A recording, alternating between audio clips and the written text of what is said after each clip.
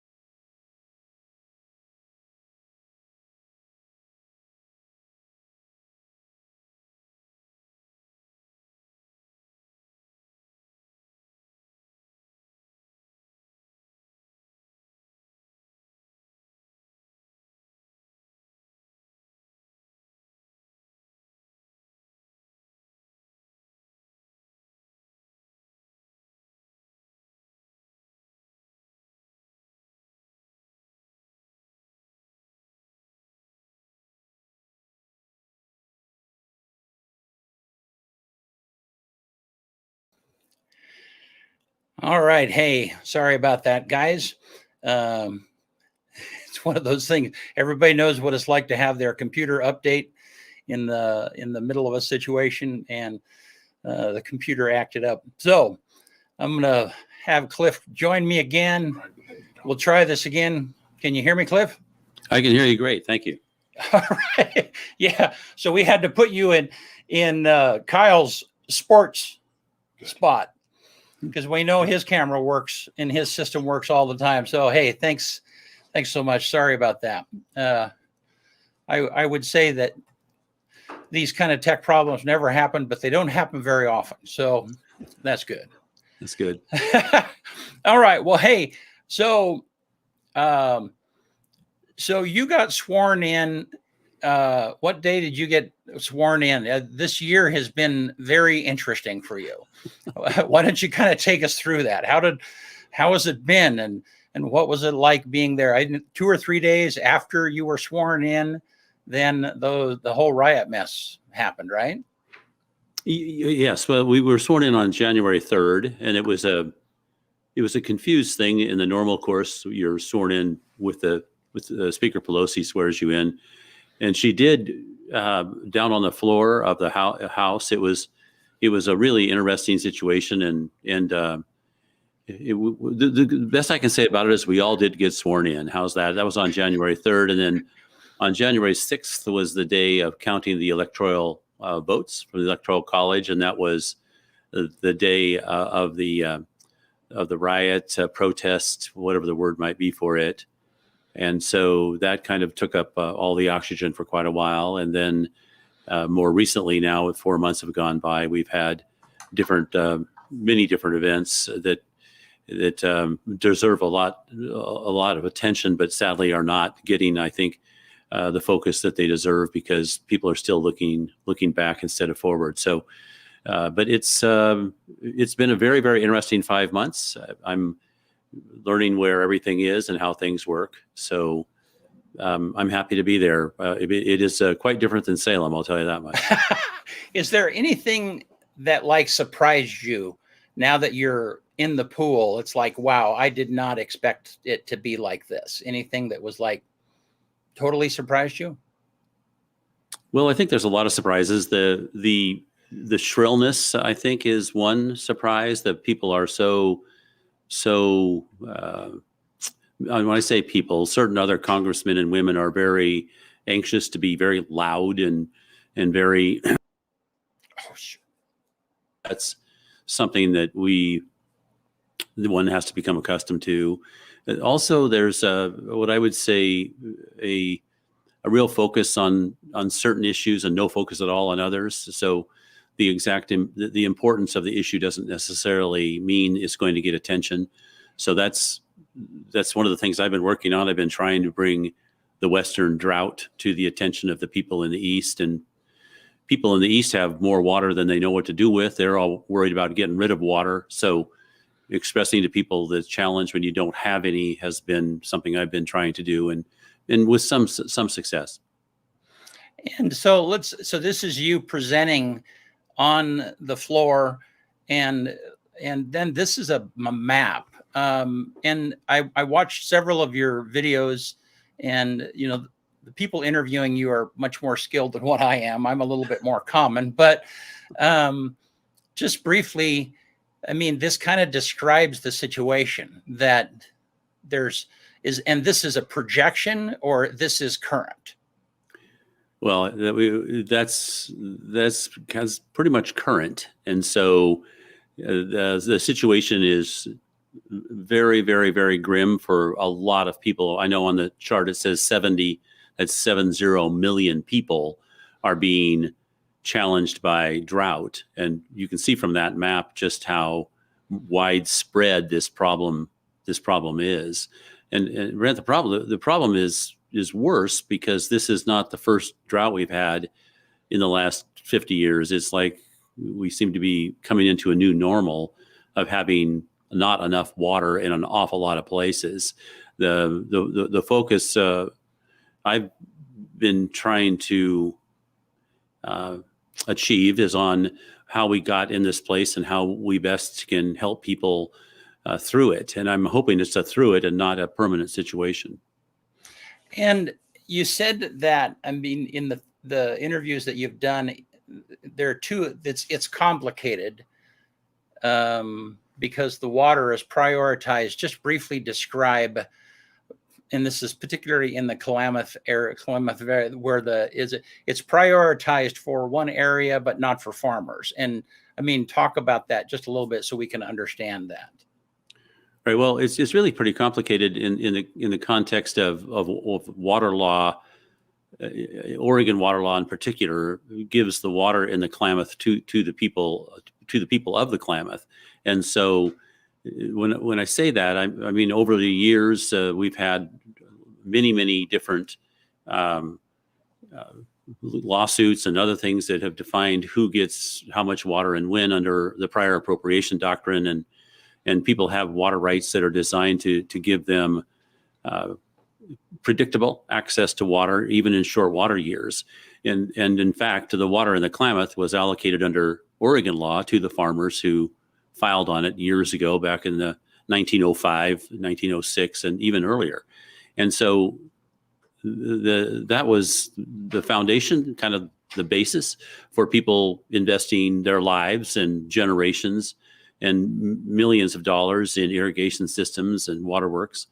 And so then in 1972 and in the 70s, the Endangered Species Act was passed, among other acts, Clean Water Act. And those acts have good parts, but one of the parts that people perhaps don't understand is that those federal acts have priority, arguably, over state water law.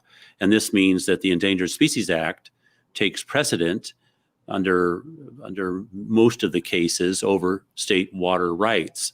And so what ends up happening, and is happening now in the Klamath, is you see the Klamath Lake, completely full of water, but all of that water under these federal laws is being allocated to in-stream uses or in-lake uses, which would be either the suckerfish in the lake or the salmon in the Klamath River. And this means, under the interpretation of the Biden administration of the ESA, the Endangered Species Act, no water for the farmers, even though state law says that water belongs to the farmers. So it's an extremely difficult situation, and one that we're struggling with almost every day. We've had conversations on this issue. I've spoken twice to the Secretary of the Interior, or the new Secretary of the Interior, Secretary Holland, and I've said to her, hey, there's 350,000 acre feet of water there. Please allocate some of it to the farmers and ranchers. And the answer so far has been no. So it's a very difficult situation. Wow. And I would imagine that if you weren't there, they wouldn't even be hearing this conversation. So, I mean, that's probably good that you're speaking up. Well, I think so. I gave my first floor speech on the House of Representatives in Washington, D.C. on this exact issue. I shared 30 minutes with Doug LaMalfa, Congressman from Northern California, and we went through in detail for 30 minutes on C-SPAN before the nation, explaining as best we could this challenge. We needed to make it clear that this challenge is for everybody. It's for the fish. It's for the tribes. It's for the ranchers. It's for the farmers. It's for the communities. Not just the Klamath, even though they are in terrifically bad shape, but the Central Valley Project is going to dry up apparently 1 million acres. 1 million acres of land this year. Incredible cost to the people working on those farms and owning those farms, and frankly to everybody that shops for groceries. It's going to be a very unfortunate year. Wow. Okay, well, so we don't have much time. Thank you for the work you're doing there. Let me just kind of roll through some of these topics. And if you are watching and you want to propose a question or a comment, be sure and do that, and we'll try and roll those in the next 10 minutes. So talk about the vote to have a special commission on the riots that happened in the Capitol, and just briefly, there are a couple of different votes. I was trying to understand this when I was listening last night, and then where you kind of came in on those particular things and why. Well, thank you for the question. And first, lots of lots of discussion on this issue, and reasonable minds can differ, I'm sure, on what the right thing to do is. It was not an easy choice on my part, but as background, everybody should know that we have about 212 Republicans in Congress. We need about 218 to be in charge. So we're very, very close to taking control of the House. And for that, I'm very happy. 205 of us, I believe, voted on January 12th for just such a commission. And we submitted that commission as an alternative to the suggestion or the motion by the Democrats, the resolution, to encourage Vice President Pence to remove, under the 25th Amendment, President Trump from office. Obviously, we all voted against that. We Republicans all voted against that. But in the alternative, we suggested just such a commission to try to go get the facts. We did the same thing the following day on January 13th. We voted again for a commission. 205 Republicans voted for that commission. The commission was then the Democrats said no, they didn't want to look into the facts at that time, which I found odd. So some 4 months later, this new bill, but it's actually almost identical to the ones we voted on January 12th and 13th, was put before us, and I voted for that commission, just like I had voted for it, along with 204 of my colleagues, Republican colleagues, 4 months ago. Why? Because it seems to me that that issue is not going to go away. That people will say, and I've been saying, it's time to look forward, not back. But those events on that day are going to be investigated by somebody. And my opinion is that we should have a balanced look at at those events. Why balanced? Because a partisan look is going to leave out some of the failures by those who should have been protecting people in Congress. And I would put the Speaker, Nancy Pelosi, squarely in that spot as one who should have been and probably was involved in how much security we had available that day. In a partisan commission appointed by the Democrats, we will not see that type of analysis. We will not. And that is terrifically unfortunate. About 140 police officers were injured, in some very seriously, in the riot. And those 140 police officers, plus all the Capitol Police, deserve a very careful look at this situation. So for that reason, I voted for the commission. It's our obligation under our oath of office to protect and defend the Constitution, and this is part of doing just that. And that makes sense. You know, at least being on the front end of having it happen, you have some input into also how the investigation or the commission is put together and formulated. And so that totally makes sense. So let's move on. Talk to me a little bit about COVID passports. And what's funny is that EOU recently locally here said that all students and staff are going to need to have the COVID vaccination.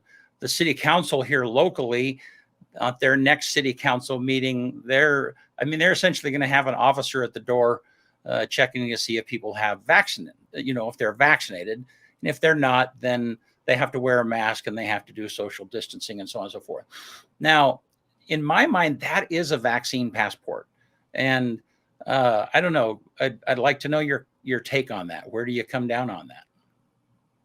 Right. Well, I don't support vaccine passports, and I don't support them for reasons having to do with issues of personal freedom and being able to choose whether or not you want to be vaccinated. The issue, I think, really, when it comes down to whether you want to be vaccinated or not, is how much risk you want to take. If you want to take more risk, then don't get vaccinated. If you want to take less risk, get vaccinated. It should come down to that personal choice. As far as organizations trying to make sure that those that come into contact with others are vaccinated, there probably is an issue of liability there that's prompting people to try to make sure that gatherings are safe, because they will not want to be held liable for transmission that could have been prevented had they operated in a more safe way. Now, many arguments in this space, I've tried to focus on issues of personal freedom and saying, hey, it's up to you if you want to get vaccinated or not. And now that people can, if they want to be vaccinated, become less subject to catching this disease, then that should mean that you can get vaccinated and then not wear a mask and not worry about it. But I would say that the liability issues are still up in the air. And if the college is fearful of being sued for failing to keep people safe, that may have something to do with what they're trying to achieve. I don't know. I've not talked to them about this issue, but just let the record be clear. I do not support vaccine passports. Okay. And thank you. So, and don't you, I mean, this is a lawyer question. You're a lawyer, and I know this isn't your expertise, but I can't imagine that there's not going to be a lawsuit somewhere down the line. And, that somehow I just don't understand how you can keep, this just seems like at some point there's going to be a lawsuit and this is all going to spring. It's like, okay, you can't keep people out of public events, public places specifically, without a vaccination. I don't know how that's sustainable. But it takes a while for that to go through the court system. In the meantime, you have people that are motivated to be vaccinated, not because of their health, but because they want access. Well, so this, like you just kind of mentioned, a lot of this depends on what the legalities of it are, not what politics might suggest. And so I would be very interested in knowing what difficulties large venues of musical events or college or school or other events, what their insurance company is saying to them and saying whether or not you're covered for someone who catches the disease at one of these events. These are things that I'm guessing they're talking to their insurance company about and saying, are we okay if something bad happens and we haven't done whatever is proper? And then they're all seeking what is proper. I know that if OSHA has come out with certain standards that you have to meet and you fail to meet them, you could be liable. And so this becomes something more than politics very, very rapidly if you're the one on the hook for causing a situation, creating a situation that makes someone ill. So I'll just say, again, I try to say this to every time I get a chance. If you want to reduce your risk, get vaccinated, but it's up to you. Good. All right. So one last question before we have to end here. And that is, do you see the unemployment? I mean, everywhere I hear locally, people are struggling to fill jobs that are available. And the Biden administration was really slow when somebody first mentioned this. It's like, oh no, the facts don't support that. And I think the people out here in the field are like, are you crazy? People are, and clearly the application is people are making more money staying home on unemployment than they are filling a job. Have you heard that? I mean, is that bearing out in your experiences and your connections with people, and what do you see happening there? Well, so I've spoken to, I think, almost all 63 of my county commissioners across the 20 counties that I have the privilege of representing. And I would say that in almost every one of those conversations, they've asked me to do something about how few people are available to work. And of course, it's difficult to compete against the U.S. government when they are adding $300 a week to unemployment. And so the question is, if we were to do away with that $300 a week, as some states have done, would that suddenly fix the problem? I'm sure it would have a positive effect on it. I think there would be more people looking for work. But I will also say there are at least two other significant issues that are weighing in on the lack of people working. The first one is the baby boom generation retiring, and people don't understand that about 10,000 folks a day are walking away from the workforce. The baby boom generation, 10,000 a day, and that's been going on for a number of years. And that's one. And the other is many people, moms in particular, who had kids that didn't have daycare, couldn't work because they're taking care of the kids. And then finally, there's been a lot of money issued for COVID purposes, and many people have built up savings. In fact, if you go to any bank, they'll tell you they've had more money put into savings than ever over the past year or so. And this means this is because many people couldn't go out and spend the money; everything was closed. But that means they have money on hand, and perhaps that they don't need to work as much as they did prior to COVID. So there's all these issues conspiring to make it very, very difficult. And then as people flood back into commerce, of course there's going to be demand, and it's a huge challenge. I wish there was some easy fix, but as time passes, I think it will improve. All right. So let me give you a chance real quick before we quit. And that is there some burning thing out there where people have misunderstood you and you probably don't get the opportunity to say, hey, this is the deal here? Is there anything that you want to clarify that people have misunderstood you on? Well, you're very kind to give me the opportunity. I would just say that we try to respond to every question we get in our office, and we keep track of our responses. And if people have questions about what I have done, why I've done it, they can free to call my office in DC. We do a really good job of doing our best to respond. Sometimes it's not immediate, because if the question is novel or new or something, it'll take us a while to get back at it. I would just share with everybody, I do my best to think through carefully each of these challenging votes and other situations. The Constitution is an extraordinarily important thing to me, and I do my best to follow the Constitution at all times. And it's right up near the top. Also, is my district, and I do my very, very best to do right by my district. So I would just say, please, folks, before you judge, give us a call. Good, excellent. All right. Well, thank you, Cliff. Thanks for visiting today, and sorry for the issues that we had. And next time, again, I reminded you before we were on the air, but if there's ever a burning topic that you want to talk about, you happen to be in the room just next to me here, and but we could certainly connect on this same platform from Washington or wherever, or Ontario, which is your home. And we just would love to hear more from you. So please be sure and let us know anytime we can connect. Thank you. You're very kind. And thank you for this opportunity. All right. Thank you, Eastern Oregon, for tuning in. And we'll talk to you soon.